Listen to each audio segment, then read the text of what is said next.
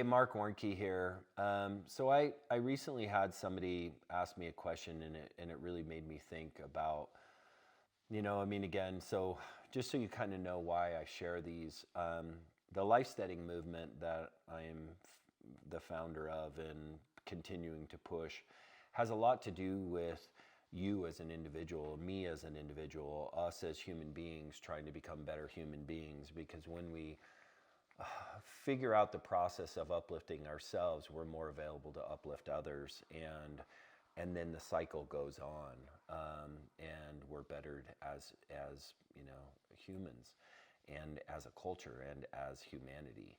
And so I want to speak to something that is such a common dilemma for so many of us, and that is that it's often that family puts us in a position, or relationships, committed relationships, which I'll put family in that because in some ways we commit ourselves to the process of maintaining a relationship with family.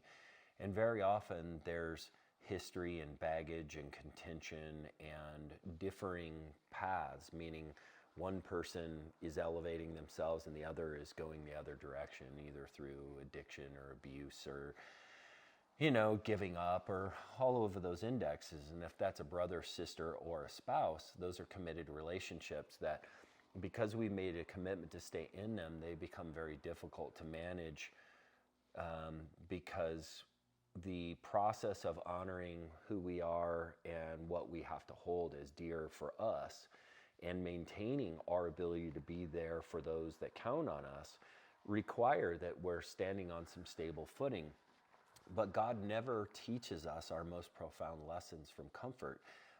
It's always taught from discomfort, and very often in these difficult situations in these relationships. So I have personally, of late, really been in the practice of something that a friend of mine shared with me that really resonated, and he called it radical acceptance. So being radically accepting of the people around me, because the way my mind works, I generally look for how other people can change to suit the ways I want to live and be, instead of looking at the ways that if I'm in a committed relationship with that person, and I understand intellectually, which we all need to be clearer about, is that not only can we not change people, people don't change fast. And so if we're invested, when I go to work on myself on something in a deep way, it doesn't take weeks or months to manifest. It takes years, and it's really slow progress with lots of setbacks. Because, at 52, I've spent 52 years learning how to be the person that I am. And if I'm going to make change, there's this huge process of unlearning. It's almost like I have to invest myself more in the unlearning of the old cycle than the learning of the new cycle. I have to create space and then fill space with growth. So you can't do one without the other. And so one of the things that I've really tried to do is extend grace through radical acceptance of other people around me, because unfortunately, when I invest in the fact that they may change, then what I do is I am clearly communicating that a part of who they are is unacceptable. Now, you're going to get no beef from me that you have the right to set boundaries about what's acceptable that comes into your world and what's not. But once again, when we've chosen and or through family are in a position to be in this committed relationship, we have to find the gray between self-care and radical acceptance.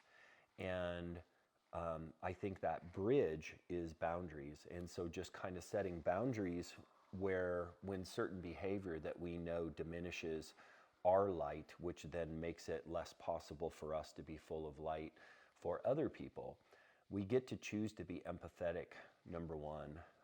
That's one of the key components to radical acceptance, is that empathy allows us to see that very often, like for example, let's say that somebody consistently wants to one-up us in the relationship and it feels really diminishing.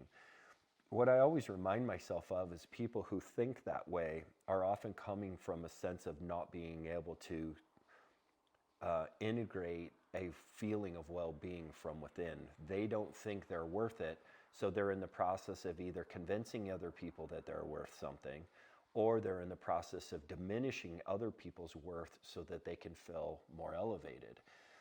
And it's a really basic childlike way to build yourself up, and it's super diminishing in relationships. And if you find yourself in a relationship with people like that, that's committed, once again, in an acquaintanceship, and somebody who consistently does that, I choose to put my hand out, and if they take it and try to pull me down, then I bless them, and I go find somebody else that I can meet on a more equivalent level. But in a committed relationship, we now have to manage that aspect. And so I can be empathetic for the struggle, and probably the really human root.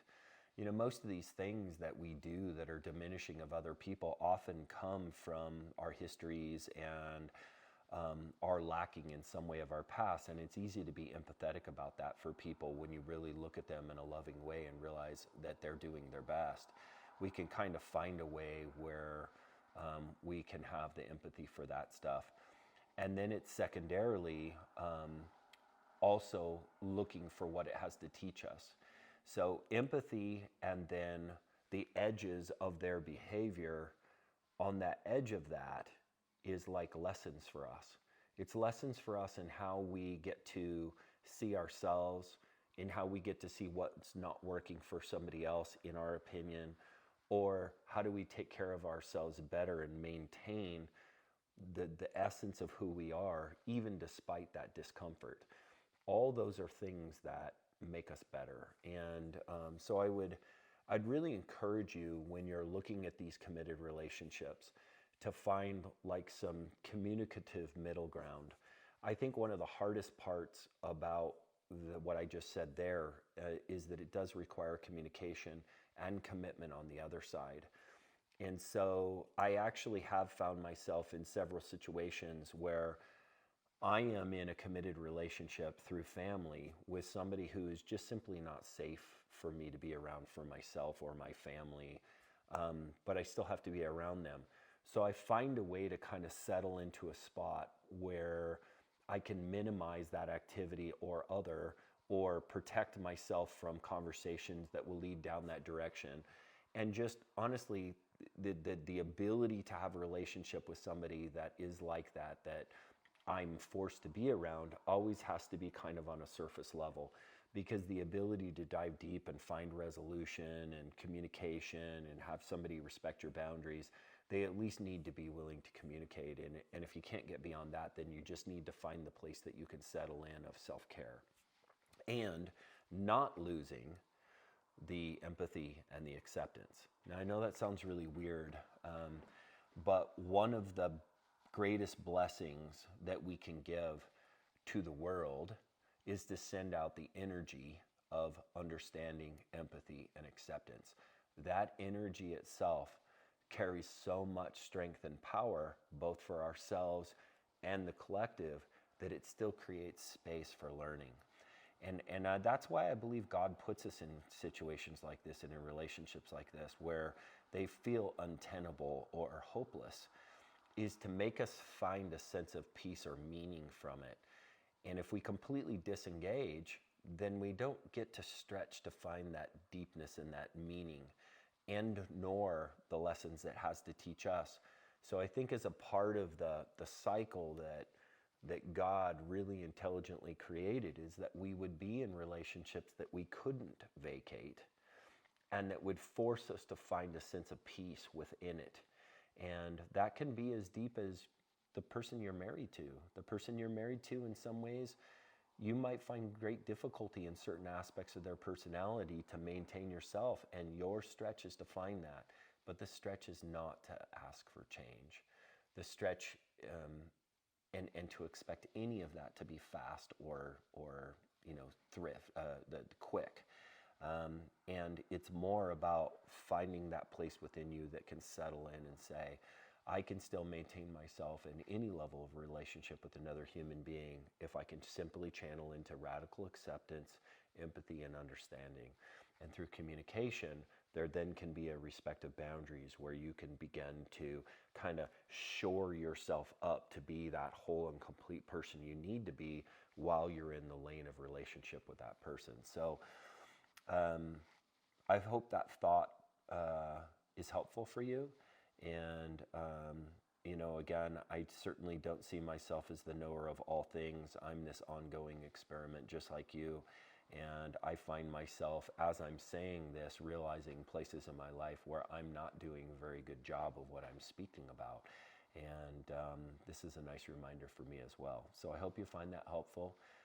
Marc Warnke, they know me as, people call me the Goat Guy, and the founder of the Lifesteading movement. And I suggest you look deeper into the lifesteading thing because it's got some real beauty in it, in autonomy and, providing for yourself, and as well uplifting yourself and community and humanity at the same time. So I hope you find that helpful. Marc Warnke signing